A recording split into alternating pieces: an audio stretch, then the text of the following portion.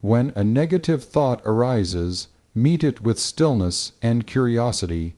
Ask not, "Why is this happening to me?" but rather, "What is this trying to show me?" Often, negative thoughts point to deeper wounds, old patterns, unmet needs, unresolved emotions. These inner wounds, when unacknowledged, keep expressing themselves through the mind. But when you face them gently and consciously, they begin to dissolve. The thought might come from fear, insecurity, guilt, or past trauma, but by observing it without resistance, you begin to peel away its layers. The power lies in turning the spotlight of awareness inward. Instead of being pulled into the storm of the mind, you become the one who watches the storm. In that watching, a subtle intelligence awakens. You begin to see how certain situations, people, or habits trigger the same repetitive thoughts. This clarity gives you the freedom to respond differently, to choose differently. You are no longer on autopilot. Remember, the mind is not generating negativity out of malice. It is trying to protect you, even if in a misguided way. It repeats fearful thoughts because somewhere, at some point, those thoughts served as a defense. But life is not meant to be lived in constant defense. It is meant to be lived in openness, in awareness. When you treat your mind with compassion rather than judgment, it begins to cooperate with you instead of fighting against you. So, see negative thoughts not as obstacles, but as openings. They are not punishments, they are invitations. Invitations to look deeper, to live more consciously, and to bring light to areas that have long remained in shadow. Once this becomes your approach, you no longer fear negativity, you use it as fuel for growth. Each negative thought becomes a step on the path to self-understanding. In this way, what once seemed like a burden becomes a doorway to liberation. So, if you want to remove negative thoughts, don't start with the thoughts. Start by creating the right inner atmosphere. The mind is like a seed, it will grow whatever is planted, but the quality of the soil matters. If the soil is dry, toxic, or neglected, even the best seeds will struggle to sprout. But if the soil is rich and well cared for, even wild seeds can blossom into something beautiful. Your inner atmosphere includes your physical body, your breath, your energy levels, your habits, and your environment. Begin by paying attention to your body. Are you sitting slouched for hours, eating without awareness, neglecting rest? Such things may seem small, but they affect your mental state in profound ways. When your body is tense and neglected, it becomes much easier for the mind to spiral into negativity. Bringing ease into the body is a powerful foundation for a steady mind. Simple things like sitting with an upright spine, moving regularly, practicing yoga, or even walking in nature with awareness can make a tremendous difference. These are not spiritual tricks, they are natural alignments. When the body is in alignment, the mind finds it easier to settle. Your breath is another powerful gateway. It is the only part of the autonomic system you can control consciously. And when you do, it influences your entire being. If your breath is fast and erratic, your mind will mirror that restlessness. But if you learn to breathe slowly, deeply, and with awareness, your mind begins to calm. Even just sitting quietly for 5 minutes a day and watching your breath can shift your inner atmosphere significantly. Also, look at your environment. Are you constantly surrounded by noise, negativity, or overstimulation? Do you spend hours consuming chaotic content online or talking with people who only complain? Your surroundings enter you more deeply than you realize. If you fill your ears, eyes, and energy with noise, don't be surprised when your mind becomes noisy too. Create a space around you that supports silence, balance, and clarity. Then your thoughts will follow. Changing your lifestyle may seem external, but it directly shapes your internal reality. Thought does not exist alone, it arises from the totality of how you live. When your body, breath, and environment are tuned, your mind becomes less reactive, more open. Negative thoughts still come, but they no longer find a place to root. And in this harmony, you discover that peace is not something to be forced. It is something that flows naturally when life is in rhythm. There is often a misunderstanding that the goal of inner work or meditation is to have an empty mind, a mind with no thoughts at all. But this is neither realistic nor necessary. The mind was never meant to be empty. Its very nature is to think, to reflect, to process. Trying to force it into emptiness is like trying to silence the wind. The true goal is not emptiness, but stillness. Stillness does not mean nothing is happening. Stillness means everything is happening with awareness and without disturbance. A still mind is not blank. It is alert, alive, yet undisturbed. Thoughts may come and go, but they do not shake its balance. Like the surface of a calm lake, it reflects clearly without being disturbed by every ripple. This stillness is not something you achieve through force or suppression. It is something you uncover by stepping out of constant mental reaction. Stillness is a state of clarity. It is not about avoiding life, but engaging with life consciously. When your mind is still, you can see things as they are, not through the filter of fear, judgment, or past conditioning. You know when to speak, when to stay silent, when to act, and when to simply wait. There is an intelligence in this stillness that cannot be accessed through overthinking. It is deeper than logic. It is intuitive, graceful, and powerfully responsive. To cultivate this stillness, you must first become aware of how busy and noisy the mind usually is. Most of the time, the mind is reacting automatically, jumping from one thought to another, pulled by desires, fears, comparisons, and memories. In such a state, there is no space for stillness. You are constantly entangled in the content of the mind, never noticing the space in which the content arises. But if you pause and simply become a witness to your thoughts, you start to experience the gap between thoughts. That gap, silent, spacious, still, is your true nature. It has always been there, but you were too distracted to notice. You don't have to create this space, you only have to stop filling it. The more you rest in that space, the more the mind begins to settle on its own. Stillness does not come from controlling the mind. It comes from letting go of the need to control it. The effort to fix every thought, to chase every answer, to resist every emotion only stirs the mind more.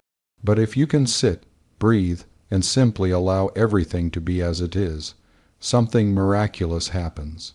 The mind begins to quiet itself.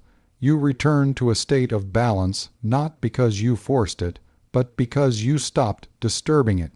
In this stillness, even so-called negative thoughts lose their meaning. They may arise, but they do not shake you. You see them for what they are, passing clouds in an unchanging sky. This is not denial, this is mastery. When your inner space becomes still, you no longer need to run from thoughts. You have discovered something deeper than thought itself.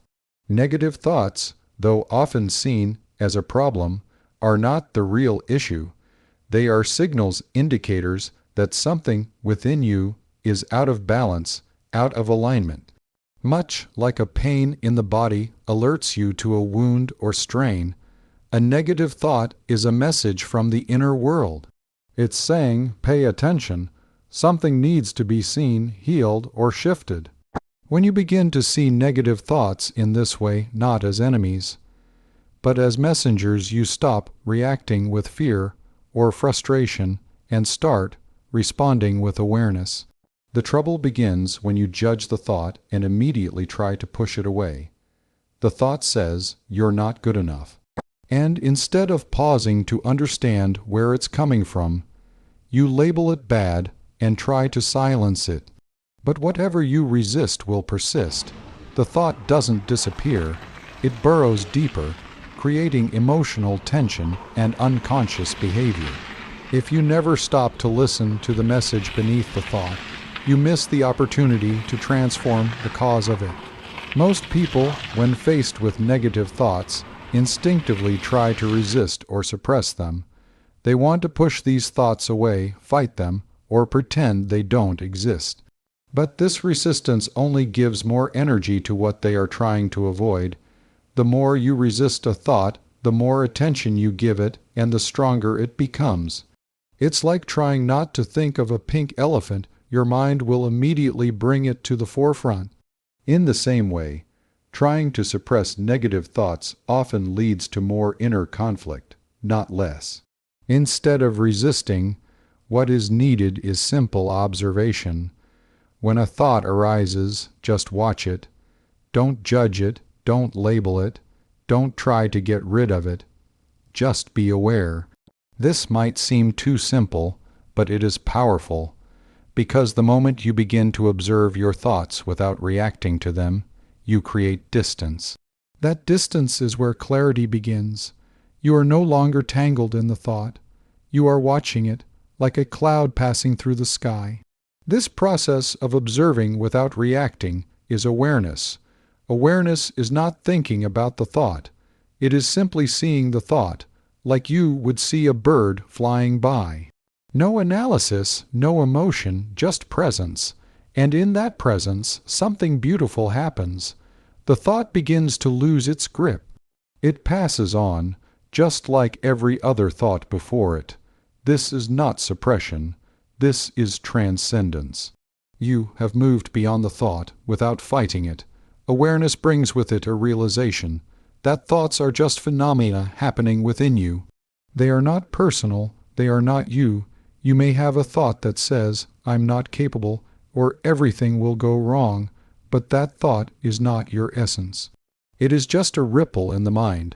The moment you stop identifying with it, it no longer has the power to control your emotions or actions. Many people are trapped in the habit of reacting automatically to their thoughts. A negative thought appears, and they immediately feel fear, sadness, or anger. But if you pause and observe instead, you break the cycle.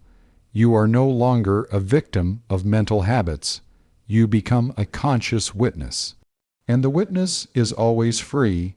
You don't have to try to replace negative thoughts with positive ones.